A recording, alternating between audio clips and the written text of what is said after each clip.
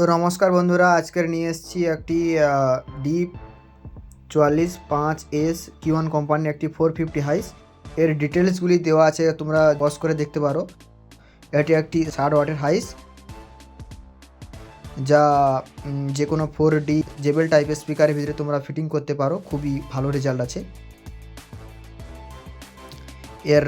এটির frequency hertz হচ্ছে তোমার 1500 হার্স থেকে 20 কিলো হার্স অবধি এর ফ্রিকোয়েন্সি রেঞ্জ আছে। তো ওপেন করে নিচ্ছি, দেখে নাও এর কোয়ালিটি কী আছে।